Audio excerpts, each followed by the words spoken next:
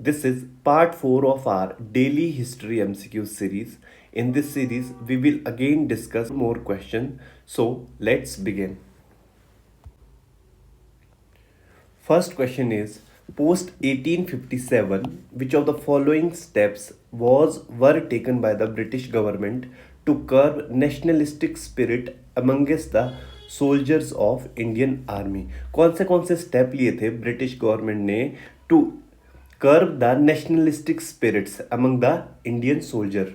So, first is Indian soldiers were promoted to officer ranks very frequently so that they remain indebted and loyal to the British government. Second statement is communal, caste, tribal and the regional loyalties were discouraged among soldiers.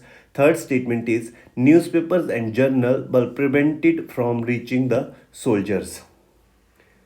So here correct answer is D, which is 3 only.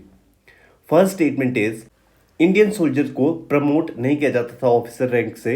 हम देखते हैं कि 1914 तक कोई भी Indian सूबेदार की rank से ऊपर प्रमोट नहीं हुआ था. 1857 के रिवॉल्ट के बाद ब्रिटिश गवर्नमेंट ने बहुत सारे मेजर्स लिए ताकि कोई और इस तरह का रिवॉल्ट होने से बचाया जा सके. अगर हम 1857 के पहले की बात करते हैं तो उस टाइम 1:6 और 1:5 का रेशो होता था between Indians and British soldier. इसका मतलब यह है कि अगर 6 इंडियन सोल्जर है तो वहां पे एक ब्रिटिश सोल्जर होता था.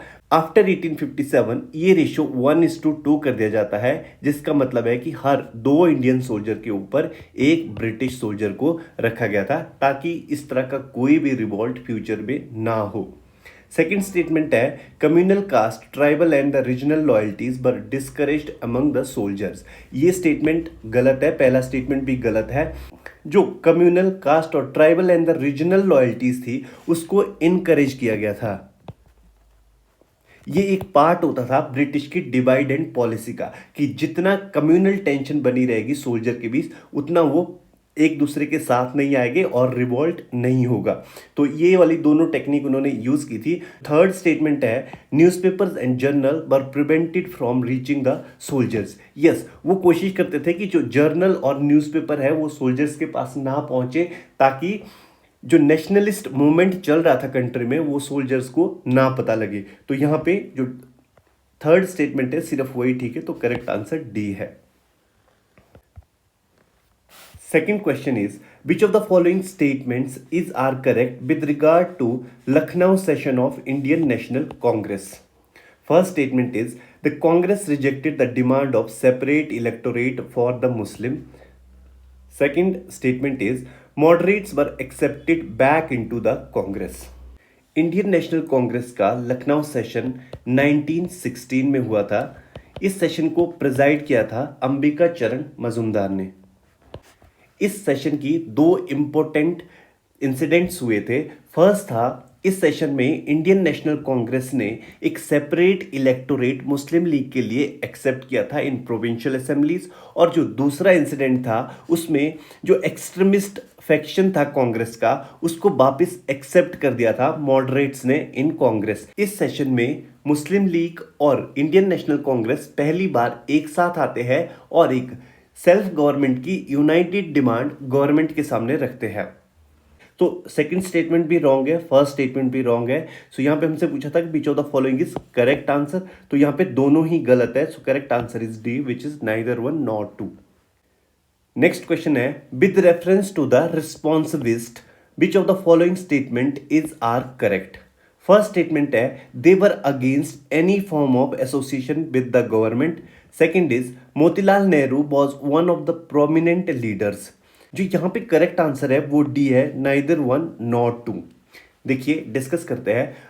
हम 1920s के मिड में स्वराज पार्टी में एक स्प्लिट होता है जो कि कम्युनलिज्म की वजह से होता है. जो ग्रुप अलग होता है उससे जाना जाता है रिस्पॉन्सिविस्ट के नाम से और इसके लीडर्स होते हैं मदन मोहन मालवीय, लाला लाजपत राय एंड एनसी केलकर. ये जो रिस्पॉन्सिबिलिस्ट ग्रुप होता है कोऑपरेशन ऑफर करता है गवर्नमेंट को ताकि हिंदू का जो इंटरेस्ट है उसे सेफगार्ड किया जा सके. और मोतीलाल नेहरू को ये एंटी हिंदू प्रेजेंट करते हैं क्योंकि उस time Motilal Nehru beef eating और काउ स्लॉटर को सपोर्ट करते थे।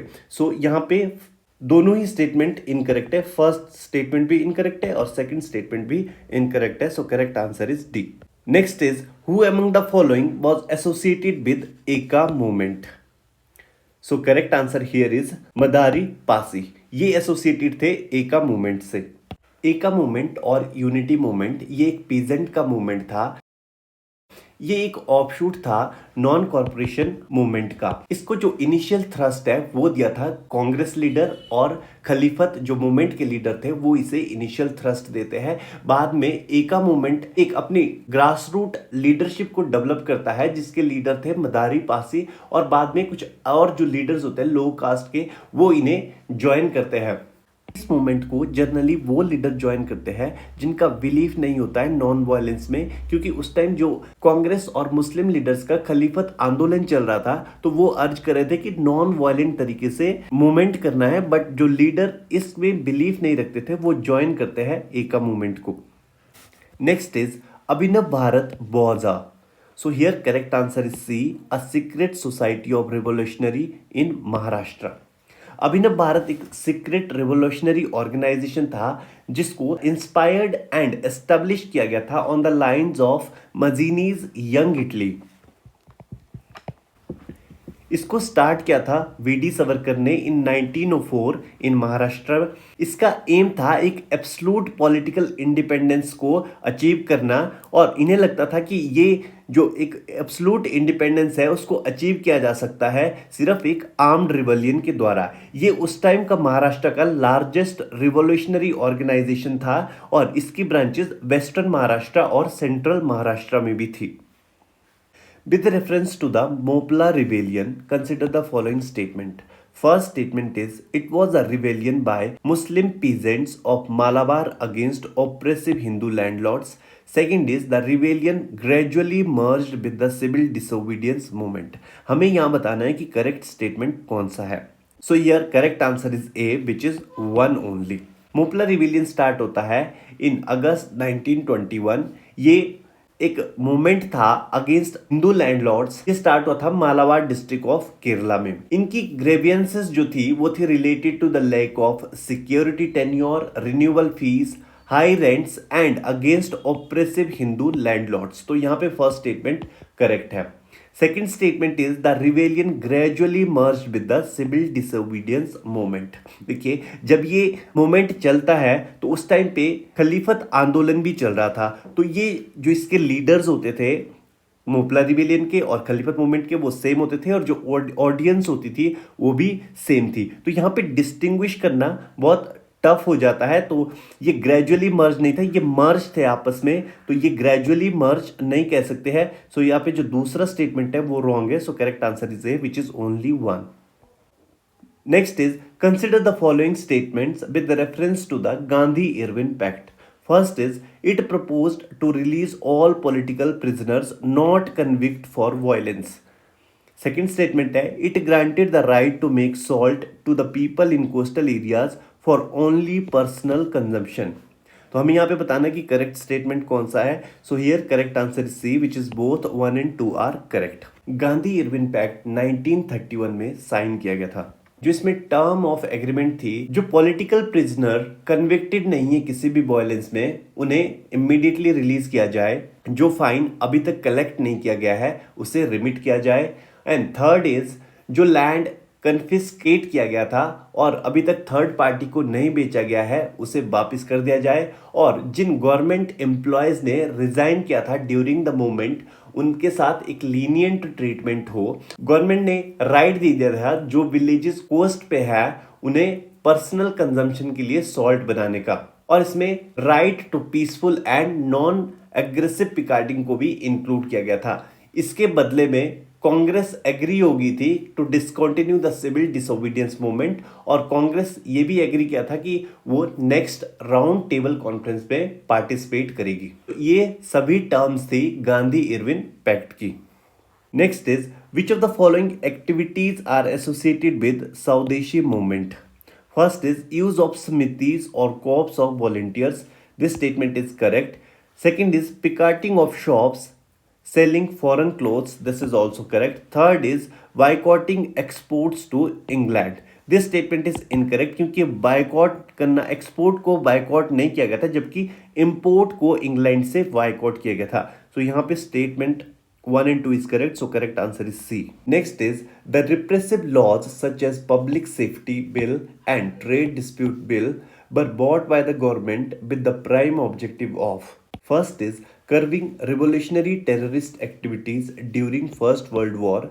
Second statement is curbing the spread of socialist and communist ideas. Third is arresting nationalist leaders and suppressing the wave of civil disobedience movement. Third is discouraging the development of indigenous industries in India. So here correct answer is B, which is curbing the spread of socialist and communist ideas. Public Safety Bill को पास किया गया था 1928 में and trade dispute bill को पास किया था 1929 में. इन दोनों बिल का मेन ऑब्जेक्टिव था to curb the spread of socialist and communist ideas. जो पब्लिक सेफ्टी बिल है वो एम्पावर करता था गवर्नमेंट को to deport the foreign national those who are spreading here the socialist and the communist ideas. उनको deport करना था country से. और सेकंड जो बिल था ट्रेड डिस्प्यूट बिल, ये कर्व करता था civil liberties of the citizens in general and workers. यही दो बिल थे जिनको अपोज करते हुए भगत सिंह और बटुकेश्वर दत्त ने लेजिस्लेटिव असेंबली में बॉम्ब फेंका था और बाद में इनको इसके लिए फांसी की सजा दी गई थी. Next is Indigo revolt by peasants during 1859 and 1860 was well known for the methods it employed. Which among the following was not the method used during the Indigo revolt? A is boycott of the foreign goods. B, rent strikes. C, legal actions. D, social boycott. So here correct answer is A, which is boycott of foreign goods. ये method को employ नहीं किया था during Indigo revolt. बाकी जो तीनों method है rent strikes, legal action and social boycott को यूज किया गया था. With reference to the reign of Nizam ul Mulk Asaf Jah, consider the following statements. First is he founded the state of Hyderabad. Second, he openly declared his independence from the Mughal Empire. Third, he did not allow Hindu to be appointed as officer in his administration. तो हमें बताना है कि यहाँ पे कौन सी statement correct है. So here correct answer is A, which is one only. Nizam ul Mulk founder थे हैदराबाद के और इन्होंने फाउंड किया था हैदराबाद को इन 1724. इन्होंने कभी भी अपनी इंडिपेंडेंस को सेंट्रल अथॉरिटी, जो सेंट्रल गवर्नमेंट उस टाइम मुगल एम्पायर थे, उनसे कभी भी ओपनली डिक्लेयर नहीं किया था, जबकि वो as a independent ruler act करते थे. थर्ड जो स्टेटमेंट है वो भी इनकरेक्ट है. सेकंड स्टेटमेंट भी इनकरेक्ट है. थर्ड स्टेटमेंट इसलिए इनकरेक्ट है क्योंकि वो हमेशा टॉलरेंट होते थे उनकी पॉलिसीज टुवर्ड्स हिंदू. एक जो दीवान होते थे उनका नाम था पूरनचंद, वो एक हिंदू होते थे. The tribals increasingly grew against the colonial government during the 19th century because of. First is influx of Christian missionaries into tribal area. This statement is correct. बहुत सारी Christian missionaries चले गए थे ट्राइबल एरिया में जो इनको convert करना चाहते थे क्रिश्चियंस में.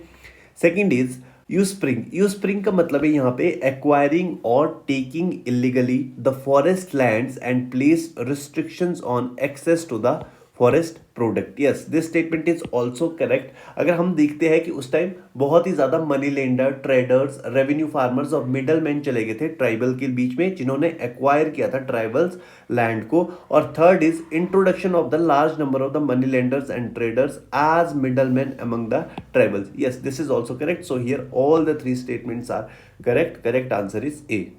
Which among the following leaders worked towards improving the conditions of working class? So here correct answer is C, which is all of the above. जो ये सारे लीडर थे, सोराबजी, सपूरजी बंगाली, एनएम लोखंडे, बाल गंगाधर तिलक और दीवान चमनलाल, इन सभी ने काम किया है to improving the condition of working class. So here correct answer is C. Who among the following was known as Frontier Gandhi during the India's freedom movement? So here correct answer is Khan Abdul Ghaffar Khan. A is correct answer. और इनको और नाम से भी जाना जाता है जैसे फ्रंटियर गांधी, बादशाह गांधी और सरहदी गांधी. ये इनके अलग नेम से है, जिन्हें अलग नाम से भी जाना जाता है, और इन्होंने स्टार्ट किया था खुदाई खिदमतगार मूवमेंट। ये एक नॉन वायलेंट मूवमेंट था जो कि ब्रिटिशर्स के अगेंस्ट था, और इसके जो वॉलेंटियर्स होते थे उन्हें रेड शर्ट्स भी कहा जाता है। और इन्होंने फर्स्ट पुश्तो पॉलिटिकल मंथली स्टार्ट किया था जिसका नाम था पुख्तन, और ये लीडर थे सिविल डिसोबीडियंस मूवमेंट के इन पेशावर, और इन्हें अप्रैल 1913 में अरेस्ट किया गया था for organising the civil disobedience movement in Peshawar. Which of the following statement is are correct about Indian National Army? First statement is its idea was conceived by Subhash Chandra Bose. Second is it comprised the Indian prisoners of war. So यहाँ पे जो correct statement है वो सिर्फ दूसरी statement correct है, so correct answer is B. जो first statement है वो incorrect है क्योंकि जो idea था Indian National Army का वो first conceive किया गया था मोहन सिंह के द्वारा। इनिशियली इंडियन नेशनल आर्मी में इंडियन प्रिजनर ऑफ वॉर को कंप्राइज किया गया था, बाद में इसे सिविलियंस ने भी ज्वाइन किया था, और इसमें एक डेडिकेटेड विमेन यूनिट भी थी जिसका नाम था Rani Jhansi regiment.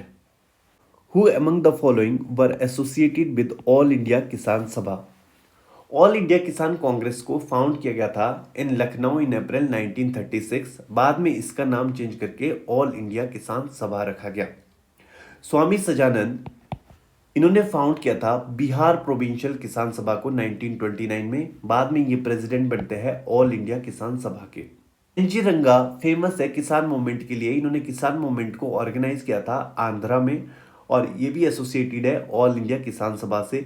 C R दास किसान सभा से एसोसिएटेड नहीं है, तो here correct answer is A which is 1 and 2 only. The famous Komagata Maru incident is related to which revolutionary group? ये जो नाम था कोमागाता मारू, ये एक जैपनीज स्टीमशिप का नाम था। इसके जो ओनर थे दैट इज बाबा गुरदत्त सिंह। ये शिप हांगकांग से योकोहामा जापान जाता है और जापान से वैंकूवर कनाडा के लिए जाता है। जब ये योकोहामा जापान में होता है तो वहाँ पे कुछ गदर पार्टी के लीडर्स आते हैं और इन्हें लेक्चर और कुछ लिटरेचर देते हैं। ये शिप उसके बाद वैंकूवर जाता है। वैंकूवर में जो ब्रिटिश अथॉरिटी वहाँ पे होती है वो उसे फोर्सफुली वापस भेज देती है। जब ये शिप वापस कलकत्ता पहुंचता है तो वहाँ पे इसका कुछ कॉन्फ्लिक्ट हो जाता है गवर्नमेंट की अथॉरिटीज़ के साथ, और वहाँ पे 22 जो मेंबर्स होते हैं उनकी डेथ हो जाती है। जो मेजॉरिटी ऑफ द पैसेंजर इसमें थे वो पंजाब से है, और हम देखते हैं कि पंजाब में उस टाइम जो गदर पार्टी थी वो बहुत ही प्रोमिनेंट थी। So here correct answer is D which is Ghadar Party. Lord Wellesley's expansion policy was discontinued by East India Company for which of the following reasons? First is expansion through war was costly and was reducing the profit of company. Second is the company decided to reward the loyalty of the princely states. यहाँ पे जो correct answer है वो ए है विच is 1 only. जो second statement है वो wrong है।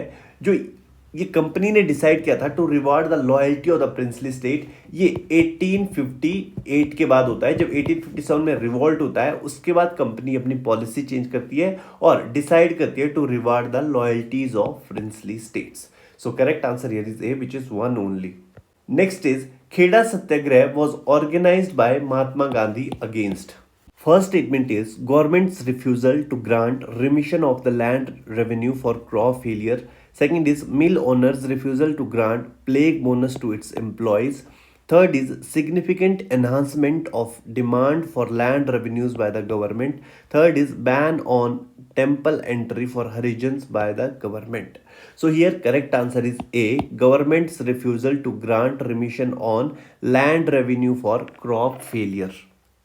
खेड़ा में ये ऐसा प्रोविजन था कि अगर किसी ईयर का जो प्रोड्यूस है वो नॉर्मल ईयर के प्रोड्यूस से 1/4 से कम होता है तो उस साल में लैंड रेवेन्यू को कलेक्ट नहीं किया जाएगा। Members of servants of the Indian society वहाँ पे एक सर्वे करता है और विठल भाई पटेल एंड गांधी जी ये कंफर्म करते हैं कि इस साल का जो क्रॉप यील्ड है वो नॉर्मल ईयर के 1/4 से कम है।